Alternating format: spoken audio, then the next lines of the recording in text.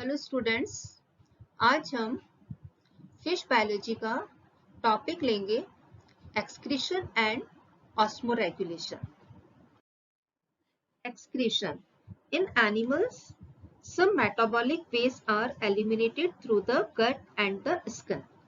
Kidneys and gills are chief organs of excretion in fishes and perform the important function of removing waste material produced during metabolism.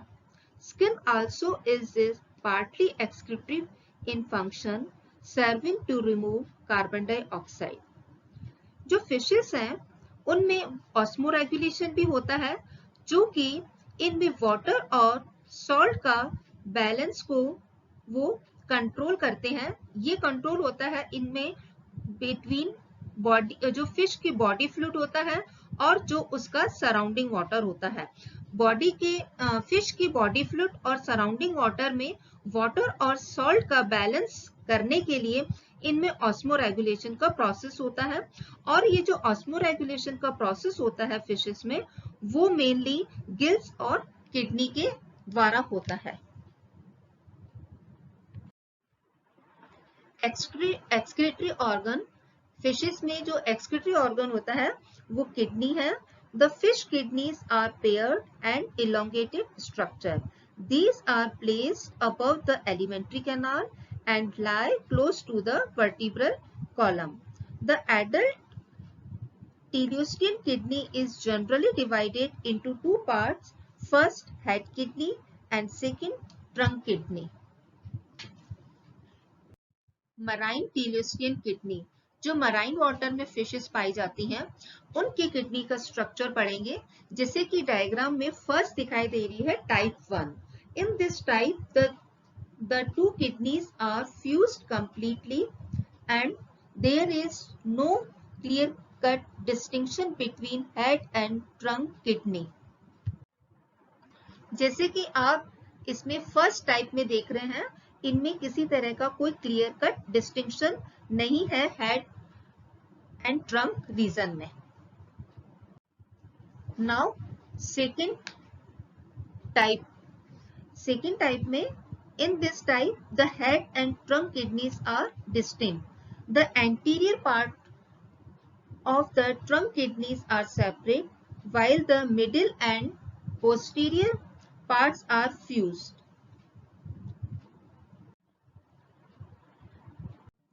Such types are found in the marine catfishes belonging to family Plotostidae and the eels. In this type, the head and trunk kidneys are distinct, only the posterior parts are fused.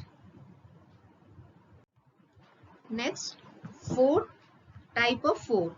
In this type, only the extreme posterior part of kidney is fused. There is no distinction of head and trunk kidney, as found in seahorses and pipe fishes belonging to family Cygnethidae. Type 5. In this type, the two kidneys are completely separate throughout their length, as in anglers belonging to family Lophidae. Freshwater teleostean kidney. Freshwater teleostean fishes में भी mostly जो हमने last slide में diagrams देखे थे उस हिसाब से इनमें फर्स्ट 3 टाइप्स की पाई जाती हैं. Completely fused kidney of type 1 are found in families like Salmonidae, जिसमें साल्मोन और ट्राउट में पाई जाती है. Type 2 kidneys have been found in members of family Saprinidae. Carps. Type 3 kidneys have been found in fishes belonging to family Saprinotidae, Cotidae and Gastrostidae. Kidneys of various fishes, for example, Sirena mirigla, Notopterus, etc., differ from type 1 in having a clear-cut distinction between the head and the trunk parts. The two parts are, however, connected by narrow hemopoietic connection called isthmus. In calves as labio, kidney is brought in the middle and become narrow in posterior part. Each kidney has a opistonephric duct running along its outer border. Both the ducts run up to the posterior end of the kidneys and then join to form a common duct as in mastus. In labio, the urinary bladder is formed by simple enlargement of the common duct, or it may be distinct as sac-like on one side of the duct. The urinary bladder opens to the exterior by a common urinogenital aperture in male, fish by a separate aperture in the female.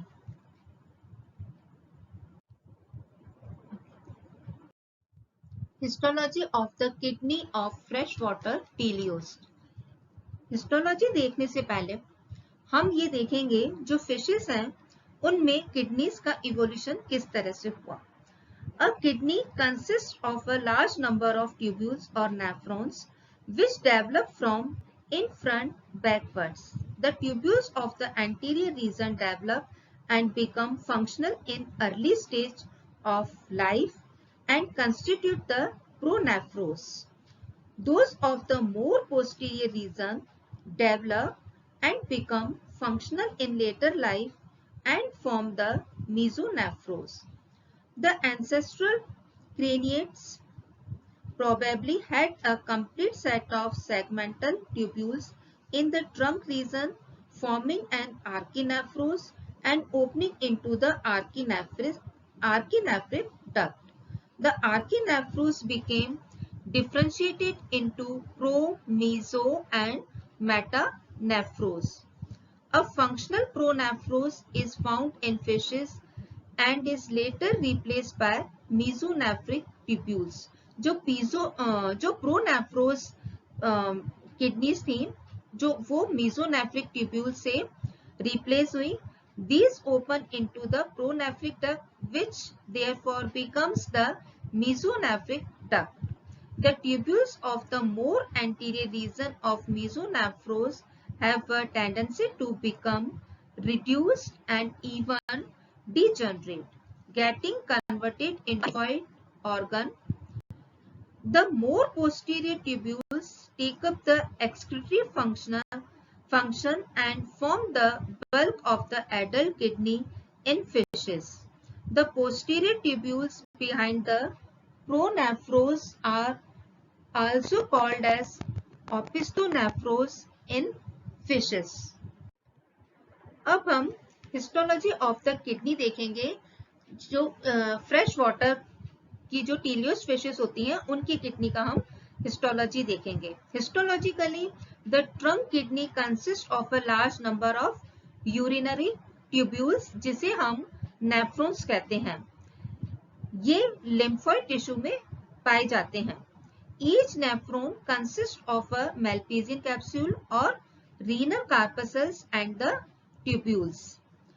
In few species, a few nephrons and collecting ducts may occur in the lymphoid tissue of the head kidney, but the glomeruli and the renal corpuscles are usually absent.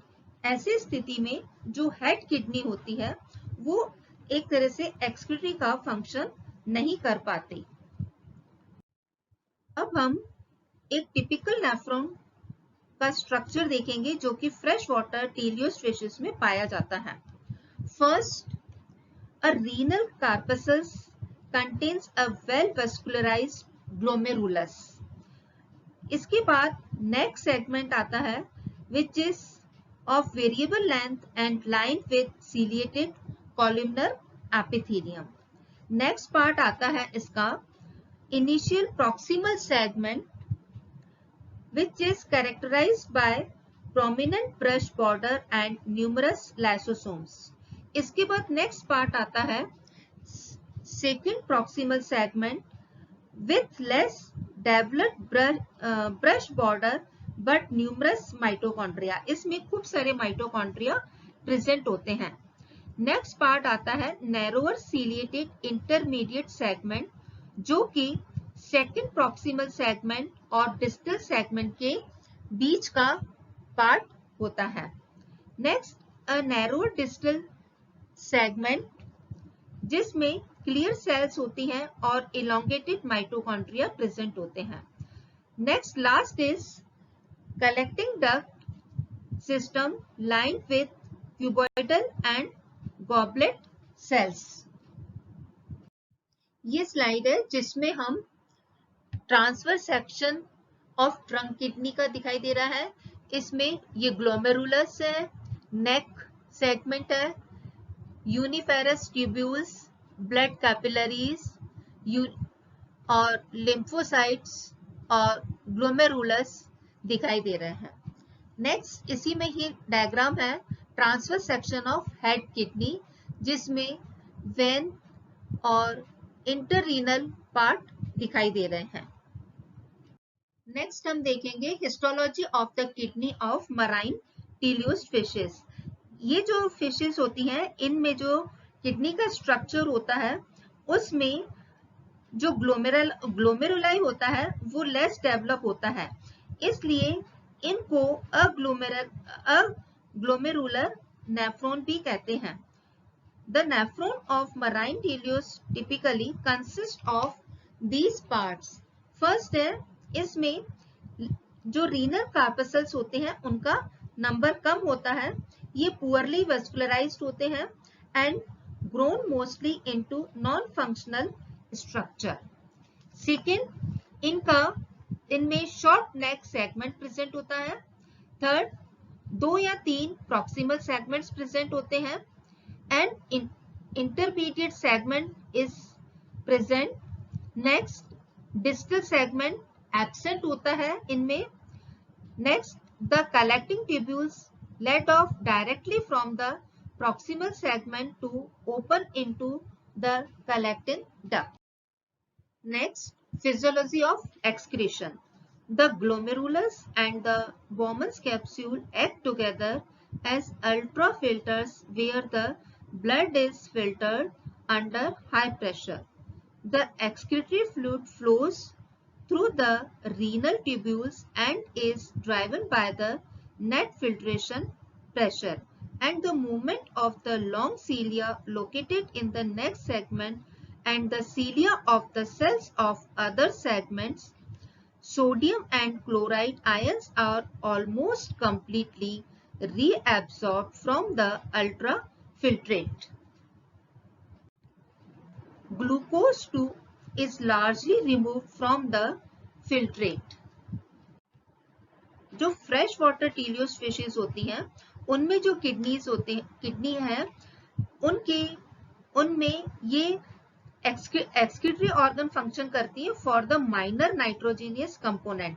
For example, जैसे uric acid और जो creatine होते हैं, उनका excretion kidney के द्वारा होता है.